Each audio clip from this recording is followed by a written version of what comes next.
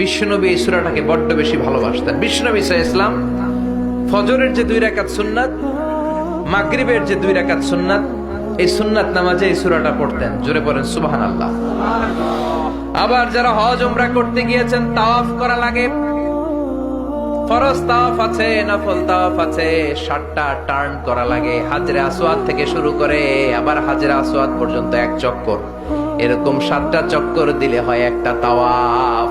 সব নবীরা, সব আল্লাহর ওলিরা, পৃথিবীর সব মুসলমানরা আল্লাহর এই ঘরকে কেন্দ্র করে প্রতিদিন তাওয়াফ করে, কোন সুবহানাল্লাহ। এবং তাওয়াফের এই ইবাদতটা পৃথিবীর শুধু ওই এক জায়গায় করা যায়।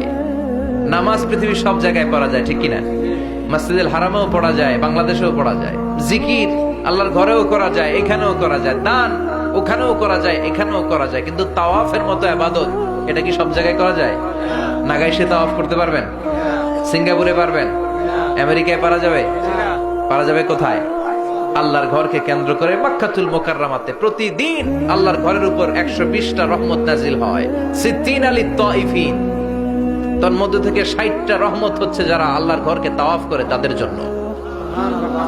আরবাঈন লিল মুসাল্লিন, 40টা হচ্ছে যারা আল্লাহর ঘরের সামনে নামাজ পড়ে তাদের জন্য।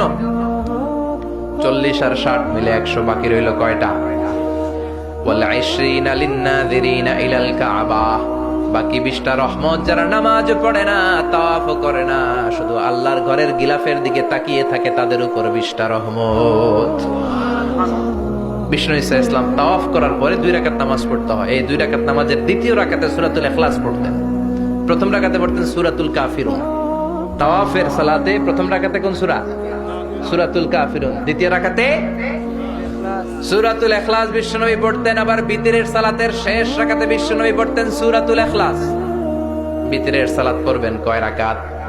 প্রথমে 2 রাকাত, তারপরে সালাম ফিরিয়ে আবার 1 রাকাত। এইটা সবচেয়ে সহিহ পদ্ধতি।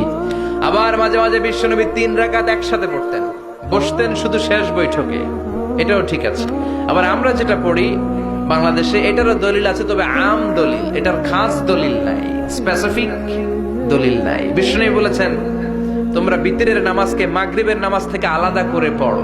আমরা সেটাও করি, কারণ মাগরিবের নামাজে আমরা 3 রাকাতের পরে এরকম আল্লাহু আকবার বলে হাত উঠাই, তো আলাদা হয়েছে না? আবার আমরা আল্লাহুম্মা ইন্না নাস্তাইনুকা পড়ি, এটা কি মাগরিবের নামাজে পড়ি নাকি?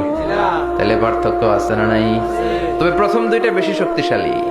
রাতে 2 করে নামাজ পড়বেন, সব শেষে আপনি 1 রাকাত পড়বেন। বিষ্ণু বলেছেন ইজআলু আখিরা সালাতিকুম ফিল লাইলি বিতরা, তোমরা রাতের শেষ নামাজটাকে বিতরের নামাজ বানিয়ে দিও। সুবহানাল্লাহ পড়েন। এইজন্য যাদের তাহাজ্জুদের অভ্যাস আছে, তাহাজ্জুদের পরে পড়া সুন্নাত। যাদের তাহাজ্জুদের অভ্যাস নাই, এশার সালাতের পরে পড়ে ফেলবেন। ইন্নাল্লাহা বিতরুন ইউহিব্বুল বিতরা, আল্লাহ নিজে বেজর, তাই বেজরকে তিনি পছন্দ করেন। এজন্য দিনের নামাজ, রাতের নামাজ সবই বেজর। সারা দিন যা পড়লেন, মাগরিবের 3 রাকাত পড়ার মধ্য দিয়ে সব বেজর হয়ে যায়। আবার রাতে 4 রাকাত, 2 রাকাত করে যত নামাজ পড়লেন, শেষে 1 রাকাত বেতের দিয়ে বা 3 রাকাত বেতের দিয়ে সব বেজর হয়ে যায়। এই 3 রাকাত বেতেরের নামাজের সর্বশেষ রাকাতে বিশ্বনবী এই ছোট্ট সূরাটা পড়তেন। সুবহানাল্লাহ পড়বেন না? এই আমলগুলো করতে রাজি আছেন তো? মনে থাকবে সবার?